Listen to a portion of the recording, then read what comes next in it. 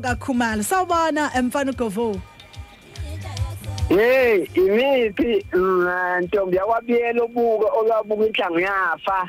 Ntombi enezibongo eziphelele ezingashodi efana nezami. Zithina zakho awukhumbuze eGovozile.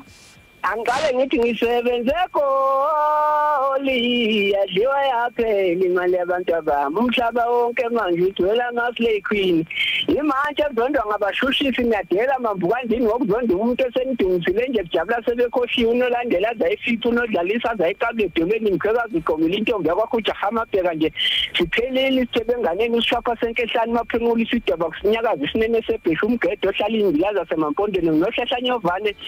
azawuphuma niphoyisa lo mnomzana umhlahlela amehlo nje ledlule kanjani itourist ubhekile ngwalapha kwaKhumalo ophongolo esindisini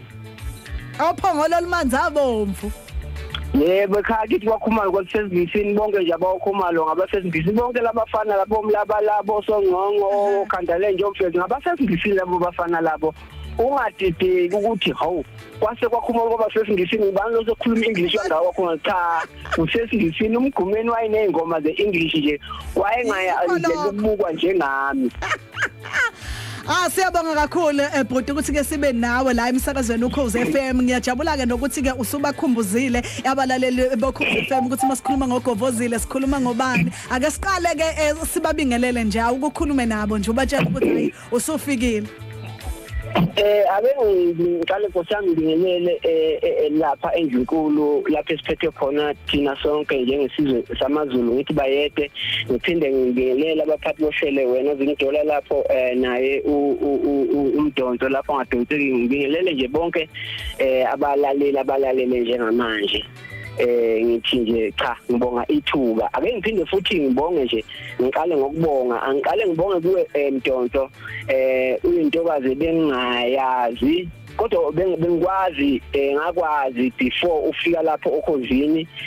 ngaphinde futhi ngakwazi engibonga kakhulu ukuthi ukufikele kithi ophongolo uMdonso wafika le ophongolo hamba nomyeni wakhe umoya wakhe ulala ngokuthula bafika bahamba bafika le kithi ophongolo bezo cisha nje umlilonyana wafika phakathi kwami noGatsheni sadibana nemeya kitophongolo ngangiqala ukumazi lapho umkhwenyana wakhe cha basebenza omkhulu umsebenzi ngiyabonga Mdonso kakhulu ayikho into esibangayo ke noGatsheni akho lutho nje akhona ukuthi kunjani akho nje lutho nje akho lutho ngiphinde ke ngibonge kuwe ntombi yakwabiyela obuka mina engibonga kuwe weZimdollar ngibonga ukufika kweshwa lami kwakunguwe BK umfowamkhulu nangidumisa kakhulu ukuqala kwami ngaduma lapho futhi noma ngadlala ishwa lami manje ngilizwe kodwa alisenawo lo yamsoco olalinawo olidlala uKhozini nami ngingakazi ukubaluleka kokudlala emsakazweni ngiyabonga lokho. Okay into esikubizela yona ke bhuti namhlanje njengoba ke kuyinyanga yentsha sizoqhuqhumezela nje oMaskandi ukuthi ke kubalulekile ukuthi ke uthi ucula ngapi ithi idlala ingoma yakhe emsakazweni uthi udlala la ubizwe khona kodwa ke sengathi ke kungaba khona phela ukutohoza okusebenzayo ukuze ke mangingahambi kahle ngapha emsakazweni noma ke kungadumeki kahle ngoba phela ngeke sidume sonke ukuthi ke ukwazi ukuthi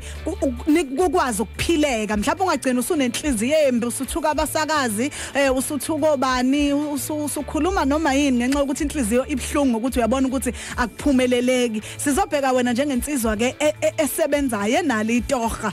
elibambile ukuthi ke mhlawumbe kuyayikusize ngani ukuthi ube neminye imisebenzi eceleni ube ucula futhi nithi mfowethu ngathi nje ungaqale ufunde esikoleni noma ungafundanga kakhulu kangako njengami angifundanga kakhulu angina degree anginalo ijazi kodwa ngafunda izifundo ezanginikuse ngathi ungaqale ufunde uthole umsebenzi isiginci usithenge ngemali oyiholile yazi kubalula angazi ngachaza kanjani kodwa nje engingakusho nje manje mina ngisebenza la eDuva Power Station kwaIscom ngifike ngo2010 uqala ucula ngicule sengisebenza vele kodwa angisho nguveza ukuthi nami bengazi ukuthi kubalekile ukuthi ucule ngabe usebenza bengisho ukuthi uma uculile nje ke waduma kahle noma ungayeka umsebenzi kangangoba ngasebenza mina la mangifike eDuva ngasebenza eoperating ngaqashe operating ngizoba ioperator iPO plant operator ngasebenza emashifini ngale ndaba yegini ngagcina manje sengiphazamisa emsebenzini senginokulova ngithi mawusenza emashifini akunendaba ukuthi ngigqibele iholiday isonto uma ngabe ichief yakusemsebenzini ufuna ube semsebenzini nawo ugcina sengilova kuphele amalanga elifu ngigcina sengigamba mangithi ngiyagula